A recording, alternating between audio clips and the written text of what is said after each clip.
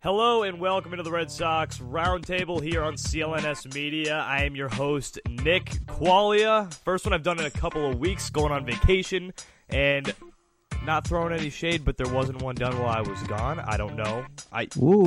Personally, I'm just saying I don't know if people were busy. They could have been busy, but I'm just saying I was in California. I considered even contacting them and doing one. That's just the kind of guy I am. But it's myself. I'm here with Jared Scally, also my boy on the Loose Change podcast on CouchGuysSports.com. Jared, what up? Here on CLNS Media. Go check it out with me, Jess, and Lauren. And, you know, Nick, I'm doing okay, except for this Red Sox team is losing right now again. What is going on? Red Sox stink. The Yankees are on fire, and the Red Sox stink. But I don't think the Yankees might win the division. I don't think it's going to happen, but there's a chance. Oh, that's what we said last night. That's what we said last night when we were talking. The Yankees have a chance to win the division because the Red Sox are so bad. But we'll get into that in a second. Before we get into the roundtable, I got to tell you about FanDuel. Phenomenal website. Attention, fantasy football fans. The wait is finally over. We are going into week 3 of the season. And you know what? I'm going to say last week was the best week of football that we've had in a very long time. It was a phenomenal week. But because football is back, that means that FanDuel is back. FanDuel is huge for the fantasy football everyday fans with new contests every single week, which means absolutely no busted seasons. It's simple, and there is something for everyone with a ton of contests to choose from starting at just $1. Just pick a contest, choose your team, and watch your score skyrocket in real time. Over 2.5 million players have won a cash prize playing fantasy sports on FanDuel. Sign up today by going to FanDuel.com, click the Join Now button, and use my code RedSoxBeat. That is all one word. If you use that code, you get to try FanDuel for free. That's right, I mean for absolutely nothing. Jared, get that tea out of your mouth or that beer, because you can do FanDuel for nothing. Absolutely nothing. Visit FanDuel.com to claim your free contest and play for a share of $10,000. Just sign up using promo code RedSoxBeat. That's FanDuel.com using promo code RedSoxBeat. Void where prohibited. Visit FanDuel. Phenomenal freaking website. All right. Topic. Chris Sale, Cy Young chances. Is there still a sliver of a chance that Chris Sale wins the Cy Young? No, not at all. Are you watching Kluber pitch right now? Like, dude is dirty, and he's been good. And this whole streak, like, the Cy Young Award vote really is, like, what have you done for me lately? I know Casey Smith talked about it on our Loose Change podcast episode last night when we had it on Couch Guys Sports too. It's no one remembers what Chris Sale did at the beginning of the year because he was like everyone thought it was wrapped up in like April that he was going to be the Cy Young. He was phenomenal. He was out of this world. But I'll bring it up every time I talk about Chris Sale. His career shows this time of year he just gets gassed because he pitches so much because he's a strikeout pitcher. Look, they put him in for the 300 strikeouts this year. It's a phenomenal feat. But when you throw 300 strikeouts, even when Pedro did it, when he was like 315 or whatever that number is, he was gassed that year when he did it. It's a hard thing to do and still be reliable to go 5, 6, 7 quality innings and get you a good start.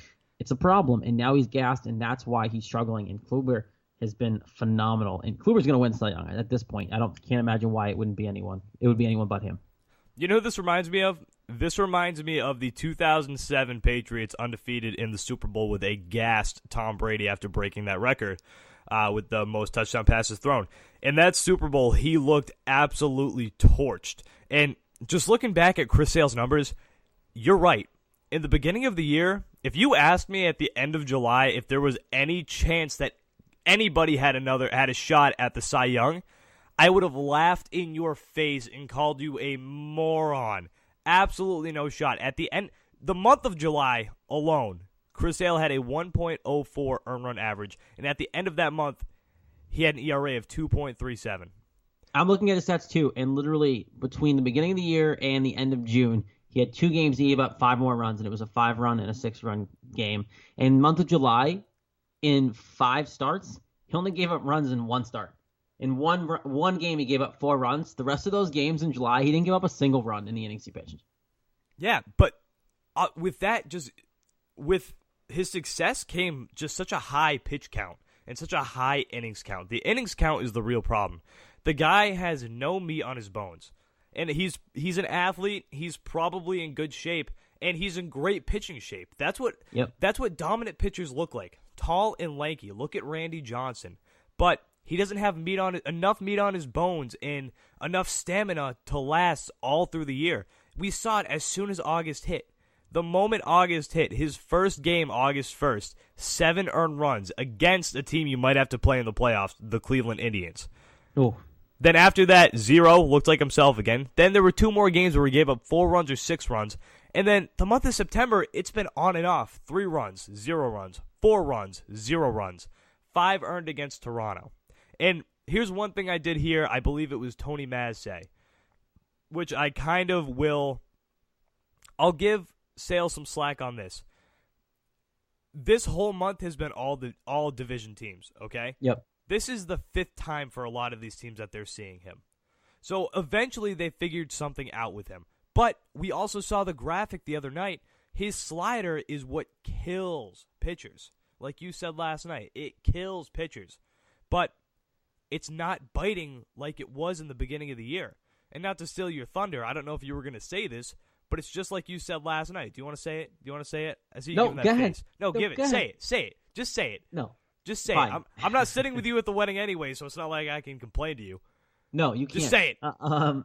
The problem is you throw too much oomph when you're exhausted, you're gassed, and you put too much into it. When you have to force the pitches out of your hand, your balls doesn't have as much movement on it. Your pitches don't have movement, and it doesn't bite as much, and that's the problem. And you look at all the games his quality starts over the course of the season. 115 pitches, 111, 113. He was over 110 on almost all of his starts this year. That's not normal. No, he's not. And like I was just saying, he's not built for that. Like, oh, God, no. Like a stocky guy with some muscle on his bones, he might be able to throw like that.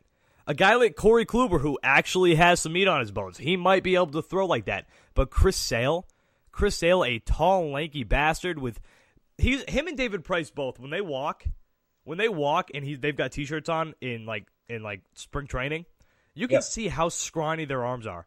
It is ridiculous. There's no muscle mass, and that's why they deteriorate so quickly. But that's the way a pitcher's built.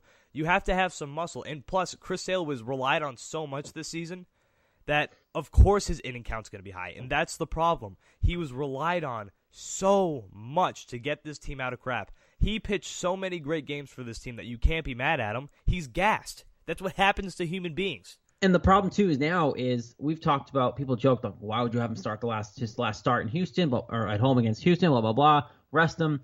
You might need him to win the division now, because the way this team's played this week, it might because when is he slated to start? Is it the last game of the year, the next last game of the year? He's slated to start this weekend against the Astros. So now you have to pitch him, because they're probably going to lose tonight the way they're playing, and the Yankees are probably going to win because they're finishing up their series against Tampa. From there, I think the Yankees are playing Toronto, right? And we have to play Houston the rest of the weekend. So you are going to need Chris Sale to be at his best to even win the division at this point. And now you can't rest him because your team has sucked this entire week. Yeah, not a good look for the Red Sox to have to play the Houston Astros for the final 4 teams. And you know what also stinks? Earlier in the year, I was looking at the schedule when the Red Sox were rolling, and I was like, oh, wow. It would be pretty cool if the Red Sox and the Astros have to face each other for the best record at the end of the season. That's just not the case anymore. This Red Sox team scares the hell out of me in the playoffs. And if you don't have Chris Sale, and let me just say, I'm very strong on this opinion. I believe Chris Sale is one of those guys who, even though he's having a tough ending to the year, I still think he's going to be one of those guys, it's his first time ever in the playoffs, who will pitch his balls off. And he will be an excellent pitcher because he's a competitor, and he will turn on his game face come playoff time. Yeah, you got to get there, though, now. I mean, they're obviously in the playoffs, but now if you don't win this division, now you actually have to waste him in the wild card game, because he's probably going to have to come back early. And what if he does pitch this weekend? You're probably seeing him, wild card game is Tuesday, right? If you have to play in that game. So you're probably going to have to pitch him on short rest, because he's the only one that you're going to trust, either him or Pomeranz. So, look, it's troubling, and if this team doesn't win the division, I don't know what they're going to do. They might even lose the wild card game to the Twins. Who knows? Oh, they absolutely could. And the thing is about the Twins are playing well too. Yeah. And the thing is about Pomeranz, he just came off a rough start. He's had a great year, we know that, but it really is going to depend on me with his next start. If he strings together 2 bad starts, that's going to scare me coming into the playoffs. That is going to scare the hell out of me coming to the playoffs because your second best pitcher on the staff, he's now struggling. So your ace and your second best pitcher are both struggling at the same time. And just to dive into Corey Kluber, I think I'm thinking about Clover. Close. Corey Kluber, the guy has been ever since June has been out of this freaking world. His ERA on May 2nd, 5.06. Then for the month of June, he had a 1.26 ERA, lowering it to 3.02. Yep. For the month of July, 2.62, lowering it to 2.90. For the month of August, 1.96, lowering it to 2.63. For the month of September, when pitchers are usually gassed, now granted, he did have May off. Okay, Doesn't matter though. The way baseball writers vote and the way these people vote for these awards, like I said, it's what have you done for me lately? And the month of July, August, and September have been lights out. And every month, as the season's gotten more progressively closer to the playoffs, he's gotten better. And you want to talk about his September numbers? 0.71 earned run average. 0.71. He has given up 3 earned runs in 5 freaking starts. In his last 3 against Detroit, Kansas City, and Seattle, 0. Going a complete game, 7 innings. And out of this world. If Chris Sale has been consistent at all, and he wasn't had these up and down peaks the last couple months of the season, he probably still would have earned it. He probably still would have won. But now there's no argument because Kluber's been so dominant. Because you could have used the May argument if Chris Sale was somewhat close to what he has been consistently and didn't really have the stinkers like pitching 3 innings and that sort of thing. Then you can play the argument of, well, Kluber's been great and he almost made it, but Chris Sale even wasn't dominant. He was so good earlier on in the year and he's been so consistent all year. We have to give it to him. Now, Chris Sale is slated for the last game of the year, and that doesn't even matter for the Cy Young Award because Kluber's been so good and Chris Sale's been having these peaks. If Sale's decline for the season wasn't so drastic, it would be a different story. If he were giving up 3 earned run games, that would be okay. He'd probably still win the Cy Young. Yep. But he's not. He's giving up 5 run games. He's giving up 4 run games. Stupid. That's the problem, and that's why me and you are in agreement here. Corey Kluber is going to win the Cy Young. Oh, by far. And now Chris Sale has to pitch more than we thought he would because he's going to have to pitch Sunday, October 1st, last game of the year, against Houston, probably try to win the division because this team's ridiculous. And from there, all it takes literally is one night for the Red Sox to win and the Yankees to lose. That's it. That's all it is. And then you're good. But for some reason, they can't figure it out. And right now, the Red Sox look like a team who is just going to continue to lose, and the Yankees look like a team who can't be stopped.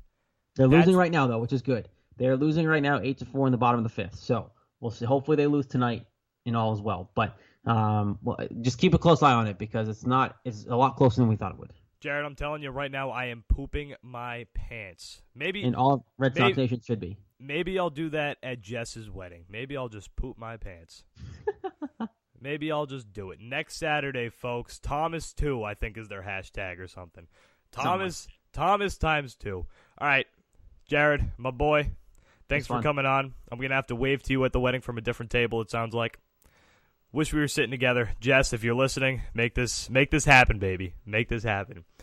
CLNS Media Red Sox Roundtable, myself, Nick Qualia, sitting alongside Jared Scally, talking about the Cy Young race. Thanks for listening. Make sure to check back to clnsradio.com daily for our pregame and postgame recaps and daily news feeds. Thank you for listening and have a good night.